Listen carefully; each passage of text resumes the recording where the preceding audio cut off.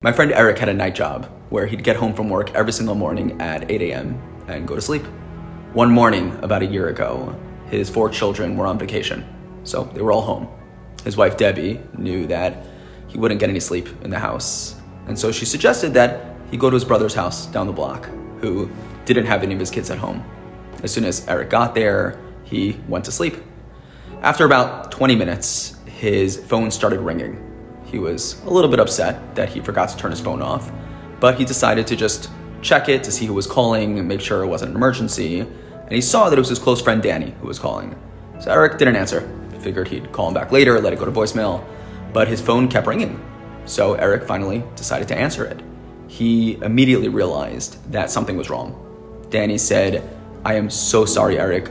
I hate to bother you. I know that you're sleeping now, but I'm experiencing these terrible migraines, and I need a medication from the pharmacy.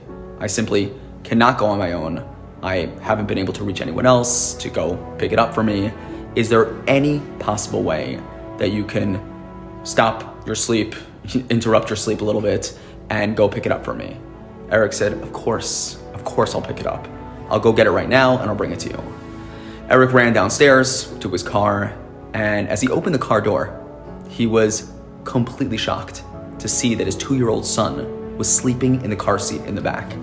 In Eric's exhaustion, he obviously forgot that his wife put his sleeping child in the backseat of the car so that his son could also get some sleep at Eric's brother's house, while the older children played at home loudly. He quickly picked up his child, whose face was red with sweat. He washed him with cool water, he hydrated him, and Eric's brother went to go pick up the medicine for Danny. Within about an hour, Eric's son was back to his normal self. When Eric told me the story, he said, "What if I didn't answer the phone? In the long run, was I helping him, or had he helped me?" You know, every step that you take for another person, you're saving 1,000 steps that you would have had to take for yourself.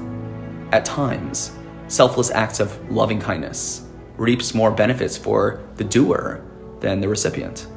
Giving to others is one of the greatest privileges that we have in life, and it can really impact the world in ways we can never imagine.